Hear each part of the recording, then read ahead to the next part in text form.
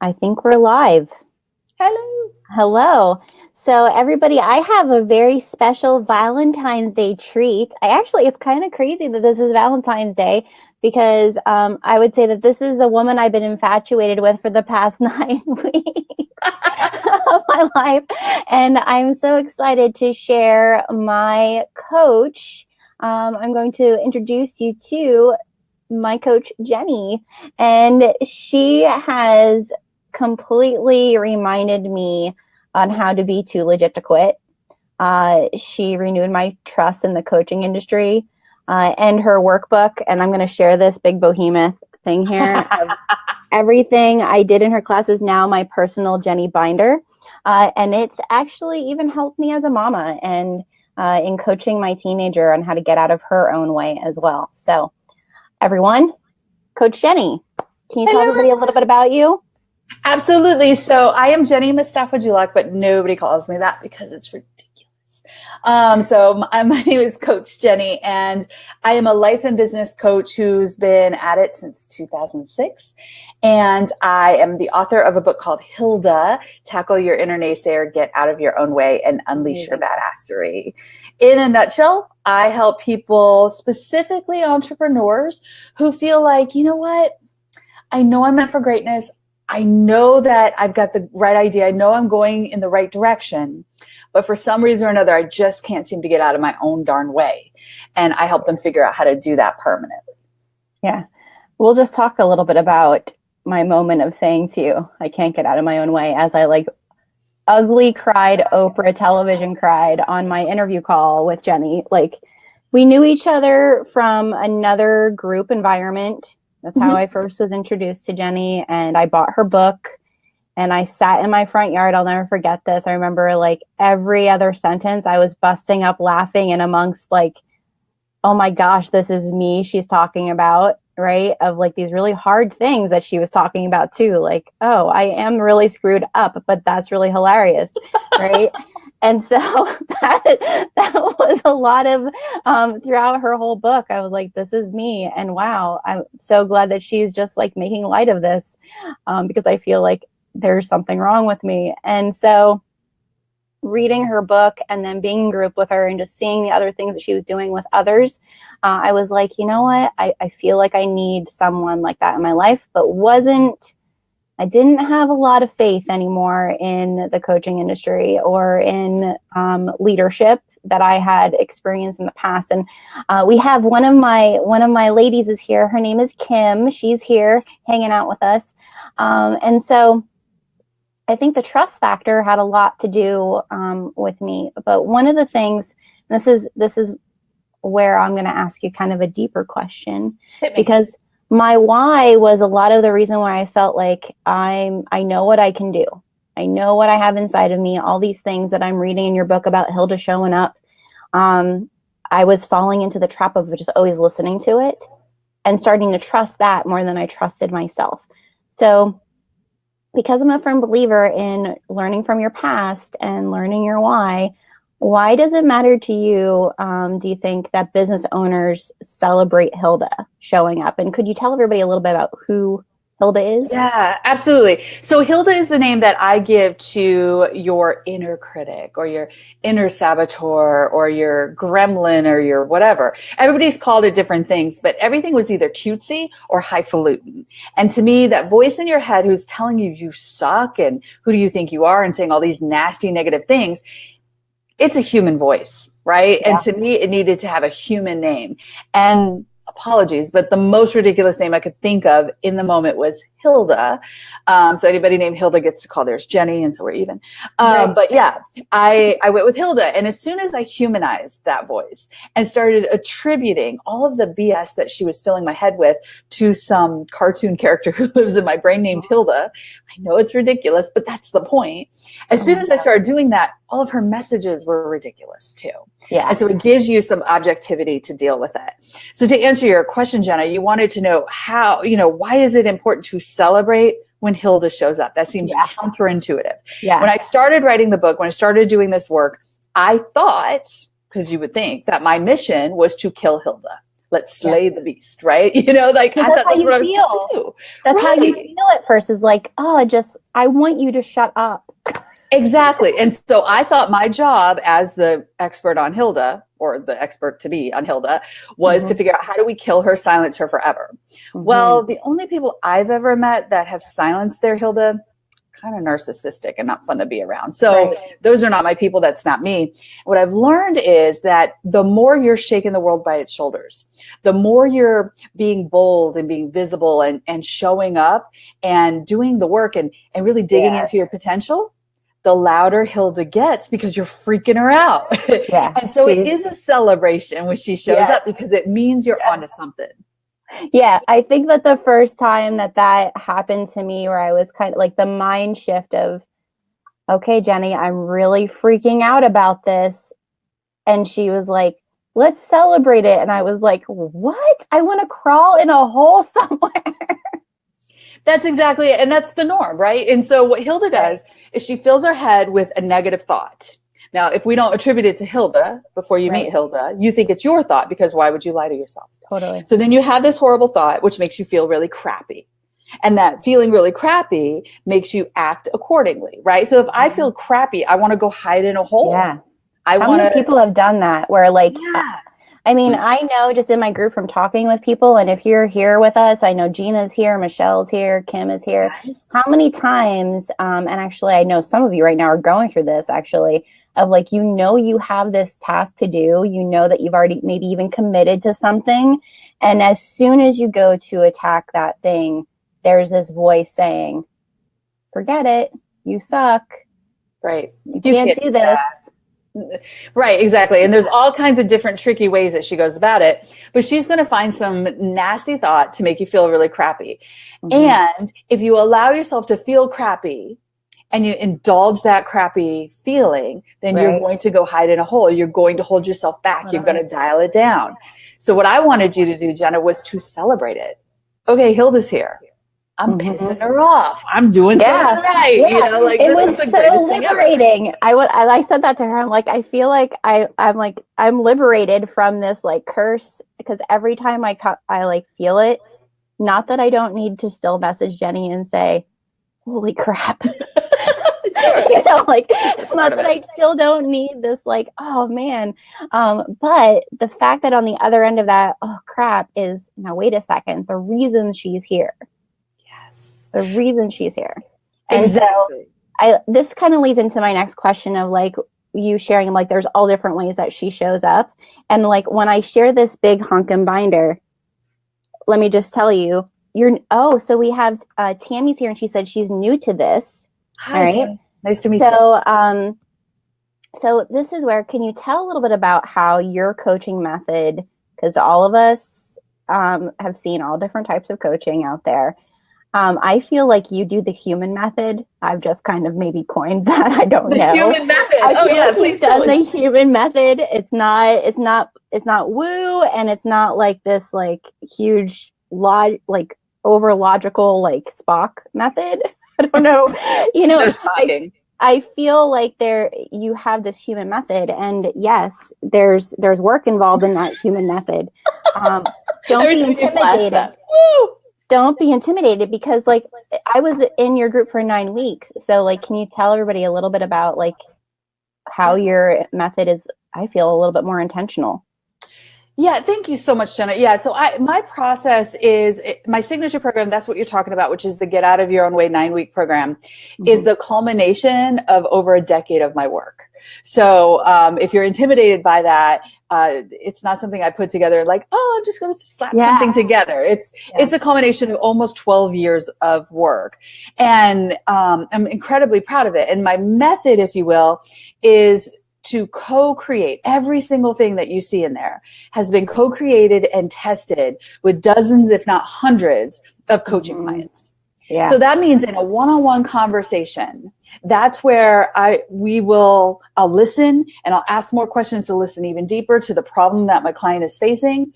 And together we're creating tools and ideas and phrases and language in order to deal with what we're struggling with. That's where Hilda came from. Okay, so the idea of Hilda wasn't something I was sitting on my couch going, I need thought leadership now. It was not like that, people. I had a client who came to me, and 3 weeks in a row, she was like, this inner critic is bothering me. This inner critic is bothering me. And the third week, she goes, I hate calling her the inner critic. It sounds like a job title, and she is so mean. She doesn't deserve a job title. Right, I said, so let's call her, I don't know, Hilda. It was that fast. Yeah. So creating, it's called co-creation, right? That's a coaching term. It's not, and it's not for me a spiritual thing, but for spiritual people, there's a co-creation with spirit too. For me, it's not. But for me, it's noticing and saying, okay, Hilda, she laughed, I laughed. We started playing with that. We started to have a language. Then I introduced it to 2 or 3 other clients. Like, I want to introduce you to Hilda. Like, what the heck are you talking about, lady? And then it got better and better. And so my process, I like that you called it a human process, really is taking an idea and bouncing it around with people who are having this problem. Right. And slowly but surely it's morphed into a language that we share very quickly. Like by the time you're done listening to this interview, you're going to have a language for how to talk about these negative thoughts in your head. Yeah. It's strange, but powerful. Yeah, and I think the one part in this that was so awesome, and I think we're getting a little bit of a feedback here. Oh, sorry. It might be me. Let's see if we can get Be Live to fix it. There, I think it went away. So the one part in here where you have us name our Hildas, that's in the book too. So I don't think I'm giving anything away too much, but I'm a dork like this, and I went and I did some research on like really what I felt my Hilda, like the things that she was putting in my head, and she was putting in lies, and she was like being deceitful and being untrustworthy and things like that. And so I found the Greek goddess of deceit and named my Hilda Apati, which I had to go and look up. How do you say this name? Because Jenny was also like, how do you pronounce that? Because I just want to say, right, it's like, is it and so Apati, and then as it went on, I was like, yeah, she is a complete potty mouth. That's all she does all day long. There we go. You muted for a half second. You're good. I'm good. You're totally good. All she does is spit BS at me all day long. So, I feel like, yes, there was a lot of work involved in the 9 weeks of time with you, but the fact that every week was created in a way that it was human to me, like I felt like it was mine, not you created this cookie cutter mold. Yeah, there's nothing cookie cutter about it. It's not like, oh, Coach Jennie's version of somebody else's version of the thing. It's not. I'm very proud of that. And it's not just a bunch of work for busy work's sake either. Right. Every single activity that's in there is not going to resonate with every single person that goes through the program. But my job, I see, is to make the most comprehensive experience as I can. So I constantly am writing permission slips for people saying, Coach Jennie, I'm doing this exercise and I just don't get it. Okay, well, let's talk about it for a second. You know why you don't get it? You don't have that problem. Next, Right. So, and you have it in the future should you come across that problem, but that's not a challenge that you're facing, so it doesn't make sense. Whereas something else that somebody felt that way about that same exercise on the next person could be like, that thing took me 7 days. It kept me up at night. I couldn't stop thinking about that line of questions. And it's really difficult to predict where that's going to be. Well, I know, there was a lot of times where I would have, gosh, I'm having this feedback. Let's see if I take my earbuds out. Now, talk again. Can you hear me better now? I can hear you fine. Okay. All right. And so I think that the one thing that really was a huge deal for me in it was coming into the group sessions and feeling like, and this sounds so cliche, but I was like, oh my gosh, I'm not the only person who feels like this. It's not a cliche. It really was one of those things where being where I was in my career and being where I was in kind of my experience, I almost felt like I should be able to do this by myself. Yeah. I shouldn't need a coach or a or another group of people. Kim is saying it got really, really loud. Let's try, Kim. Sorry. Darn you, Be Live. One moment, please. Be Live is a bugger. I don't know. Live is a bugger. Is that better, Kim? And there's a delay, of course. So we'll wait for Kim to give us a thumbs up. Wait and see what Kim says. Yeah. Thank you, Kim. Yeah, thank you for the heads up. And Michelle said, I totally needed this pep talk today. Yeah. Oh, well, Gina, I'll get to your question then, because Gina has a good question. But I think like the one part in the whole thing was these group sessions where I was like, gosh, I really didn't feel like I needed this. Being a leader myself, being, like feeling like I knew what I needed to know, right? Well, but I couldn't get out of that habit. When you were mentioning reading the book and laughing out loud, one of the pieces of feedback that I just adore, this is really fun. This sounds so braggy, but I don't care, is when people are like, Coach Jennie, you're reading my mind, right? Like that's what I get all the time is like, get out of my head, Coach Jennie. I'm like, well, I'd rather replace Hilda in your head, so I'm cool with that, right? Right. And it's always this kind of funny thing. It's because my book and this work is all about spending time talking to people who have these experiences. And every single time people feel like you're in my head because they're kind of universal experiences. Mm-hmm. But we all feel like we're the only ones that think that. Yeah.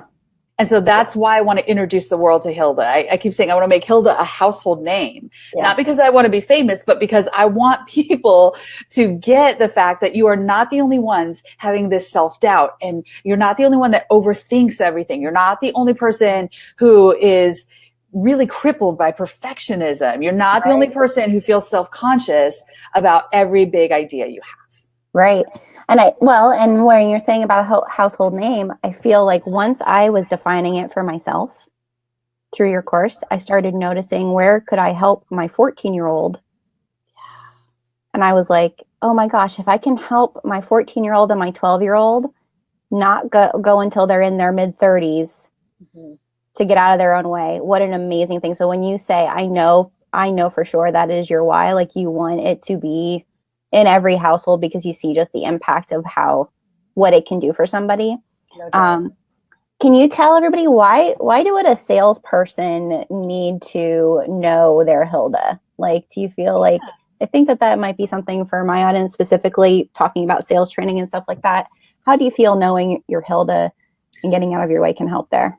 Well, there's so many stories we have around sales, around making money that Hilda has collected. So I talk about Hilda as a demented documentarian who lives in your brain. Okay. So since birth, she has been collecting documentary footage of every experience you've ever had, every video you've ever seen, every saying your mom ever said, all of those different things. And she's been neatly filing them away. Mm-hmm. And like a demented documentarian, she only screens very specific footage, right? She never gives you the whole story, right? No. She screens this very specific footage to remind you of how crappy you felt then and how like you shouldn't do that again, so that you sabotage yourself again and again. That's Hilda's whole thing. So in sales, if you've ever asked for a sale and somebody said no, Hilda's going to zoom in on that footage, remind you of that, like, that stung, that sucked. I didn't like that feeling. I didn't like being rejected. Right. As soon as you're about to ask somebody else for business. So for anybody, if you're in sales, direct sales, entrepreneurship, anybody who's asking the world of anything, Hilda's going to swoop in and pee all over your parade by reminding you of any time in the past you've embarrassed yourself. So by learning about Hilda, and more importantly, learning how to hit Hilda with comebacks and how to undermine all of her nasty naysaying ways, you're going to be able to say, you know what, I'm still scared. Okay, but Hilda's here, so I must be onto something. And I now have tools to make that ask. I have tools to put myself forward, right? Totally. And if they say no, so what? I already survived that. Yeah. So I will ask another person. Well, and so it really changes that. That's where the too legit to quit came into play for me, because being in sales for practically my whole career, I know the process. I know when I've earned the opportunity to make the ask, I'm pretty, consciously competent of that piece of the puzzle for myself. It was really just me trusting that I knew that for me, because I did know that process. But reminding myself that I was too legit to quit this was me reminding Hilda, like, I am too legit to quit this. You cannot keep me from sharing this thing I already know I have to give with other people. For women who are in that space of like, they know marketing or they've branded themselves, but they don't know how to do a sales process. They aren't at that conscious, competent stage. And so I feel like that being someone who knew sales coming into your course, there were reminders to me of like, Jenna, you do know this.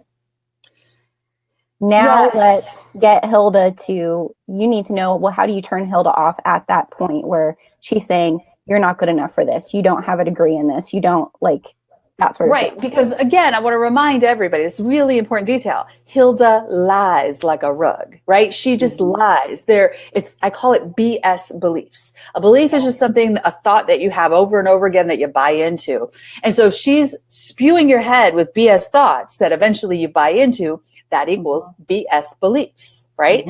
And so if you have these BS beliefs, they're crazy beliefs that we don't even realize we've bought into until you meet Hilda and you start talking this way. I think that was a big deal for me, was when I was like, I can't believe I'm believing this crap. Right. It's such a weird thing. It's like, I didn't realize, because it's not something you're consciously doing.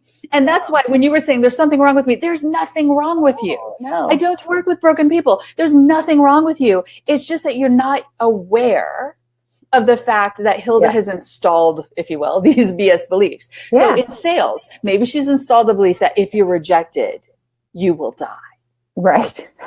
If you embarrass yourself, it will be over. If you say more than 4 times in a sales pitch, you know what I mean?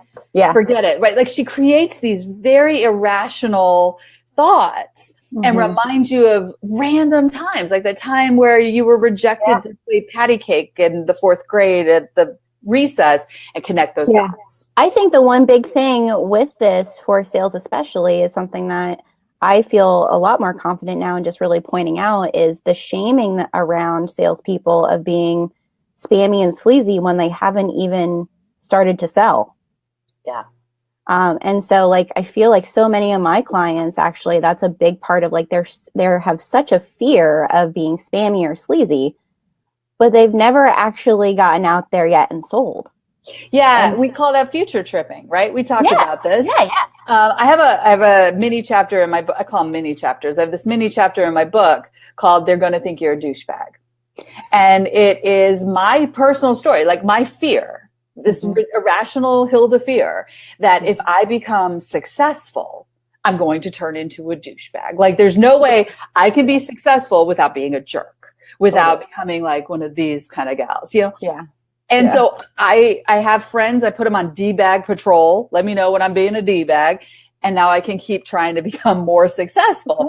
But it's one of those things where I think in sales, you're right. We are so afraid of coming off like that person. Like the used car salesman is always thrown under the bus for some reason here. And we're like terrified of coming off like that becomes a story to keep us from doing anything. So we got to shut that Hilda story down and say, okay, so just because that person does it that way doesn't mean I'm going to.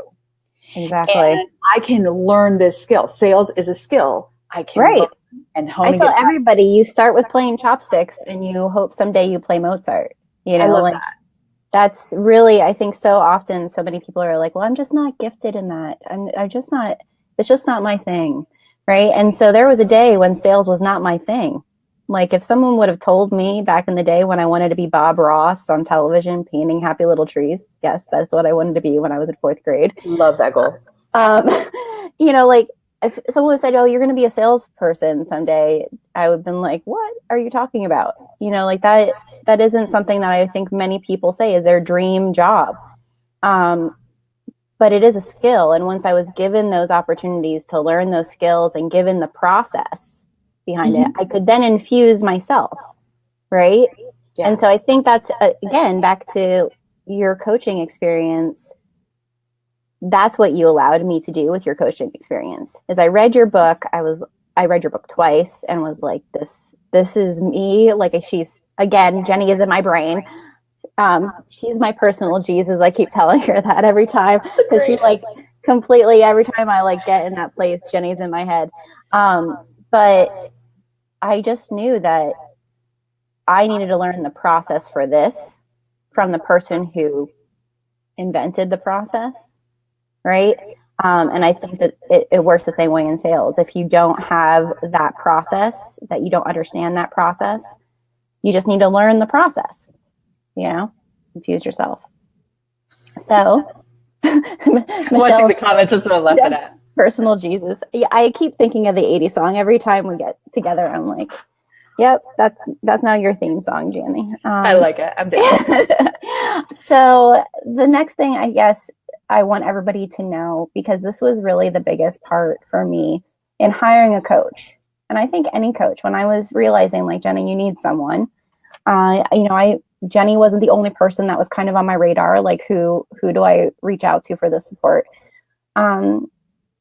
Just how do people get to know if they can trust you? How do people get to know that? It's a really important question. Very, very few of the people I've worked with haven't worked. That was a double negative. Let's say it a better way. Most of the people I've worked with have worked with other coaches before. And most of the people I've worked with have been burned by at least one coach before, or burned by a course before, or had an experience that was less than pleasant. Or a supervisor or a supervisor or a leader or a mentor or something. And so because of that, the idea of trusting somebody as your coach is really tough, especially somebody like me who is not going to tell you what to do. I am not going to tell you what to do. I am not a Me Too coach, meaning I am not trying to create a bunch of mini Coach Jennies out in the world. There's only, I want you to be you. And so I can talk to you. I want to meet with you. I want you to connect and feel like I get you and you get me. And you feel like, yeah, this is the person that can hold my feet to the fire. Yeah. But honestly, what I do is I say, who do you want to talk to that's worked with me? Yeah. Because then you can ask the questions that maybe you're not comfortable asking me before handing me money, and talk to my clients. I am completely confident that you can call any client I've ever worked with, talk to them and get the real deal. I would recommend, if you're signing up for Get Out of Your Own Way, that you talk to somebody who just did Get Out of Your Own Way. Yeah. But you can talk to anybody I've worked with since 2006. I feel that confident. And I encourage my clients to do so. There's somebody who's thinking about hiring me right now, and I connected her with 3 people I think she would connect with on different reasons, different life compartments of hers. If your coach isn't willing to do that, run the other way. I think that was such a good example for me, not just even in me training and doing sales training, but also as being a part of direct sales myself, leading a team and seeing like that trust when I came to you in my little like, hey, let's see if Jennie is the girl for me. That it wasn't about, this is my way of doing things and I want you to do it the way that I do it. We're going to really discover how do we find Jenna in this process.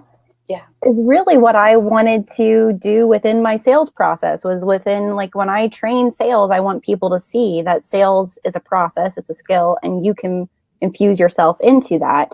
And it was such a good lead by example thing. So if anybody wants to set up a meeting with Jennie to see if she's the right business and life coach for you, I'll share the link here, because I love that. And you'll see now, excuse me, with how I have mine set up, that's what my inner influencer chats are. It was such a good lead by example piece, Jennie, because I was like, gosh, this is leading with intention is exactly what I want to do. And having a mentor and coach that does that also was really important to me, and has helped me trust.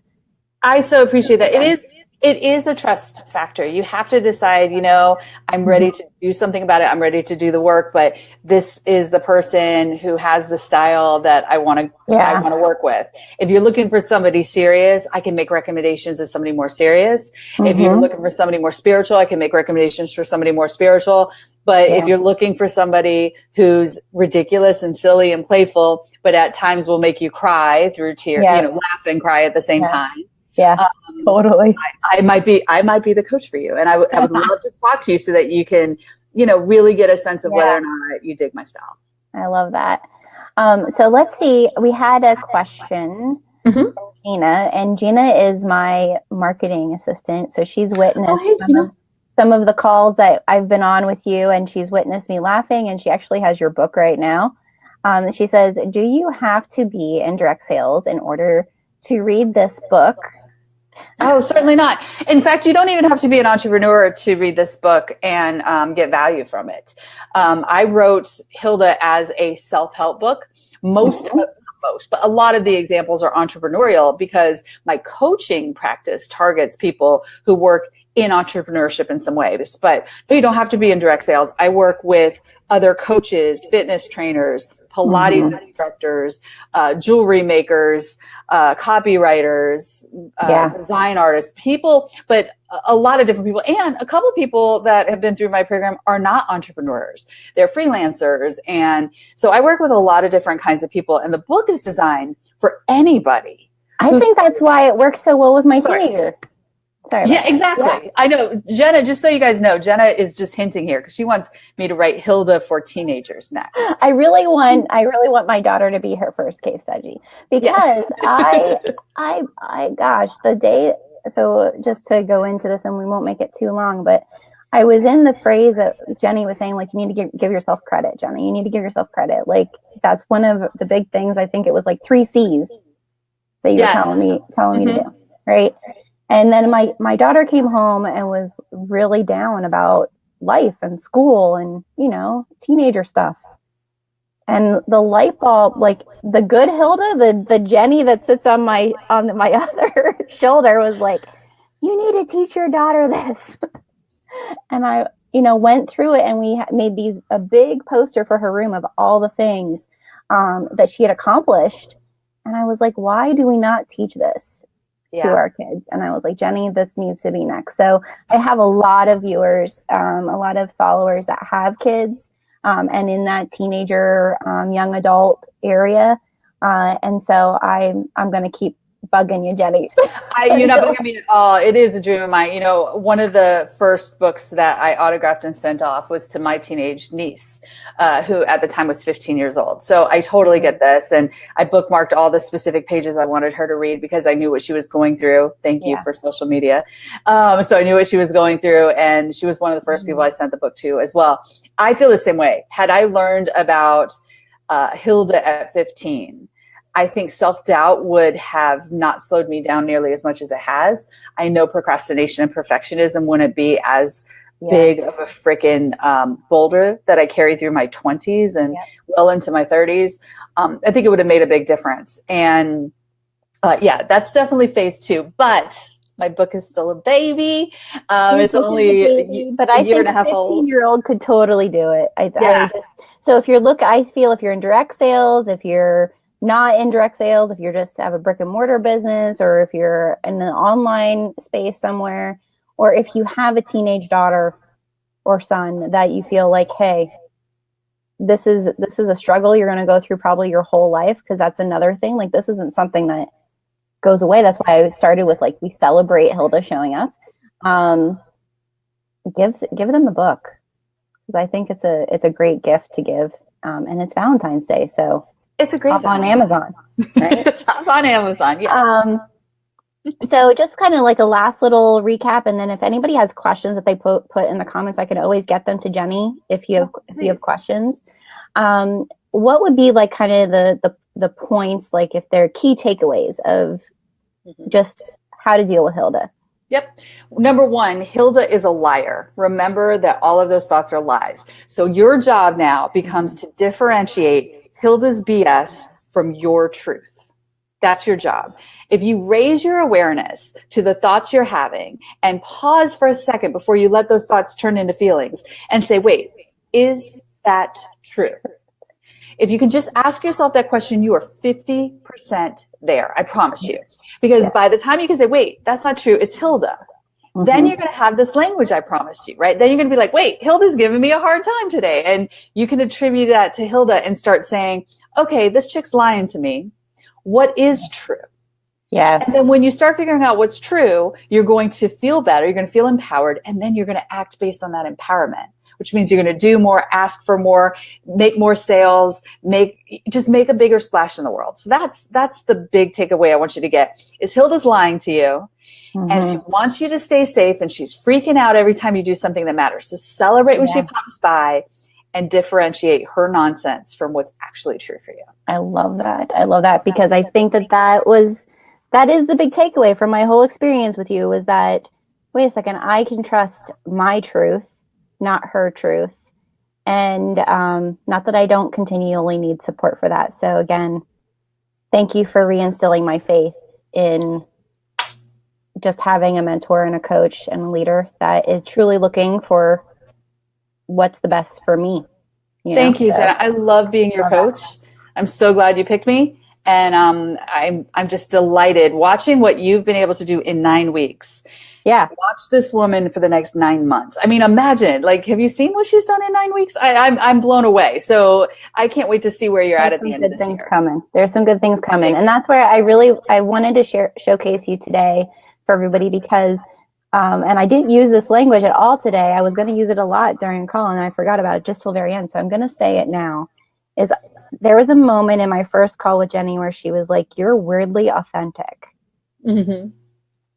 And that it doesn't sound like an endearing compliment, like you're weirdly authentic.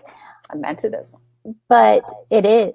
And having a coach that could see that weirdly authentic part of me and see that those were the type of people that I also wanted to work with, that I wanted those weirdly authentic people who were willing to discover for themselves how they could be too legit to quit. How could they could change the world because of only just their experiences, and that is a part of sales and relationships and developing a business for yourself. It's changed everything. Like I said, it's just changed my whole viewpoint on how I go about. So yeah, the next 9 months, holy moly, look out, world. Holy moly, you're unstoppable now. I can't wait to see what happens next. Yes. So get the book. I will put the link for Amazon here. I think there was one left when I looked yesterday, Jennie. So I don't know. There was one left at Amazon. It was saying you have limited time to get the book. I will check. That's on what it told me. My book. So over on Amazon. And then I also put in above, I think I put the link to your Facebook page so people can follow you and listen to all your amazingness there and on YouTube. Yes. Thank you. All right. Thank you so much, Jennie. Thank you, ladies, for joining. Bye, guys.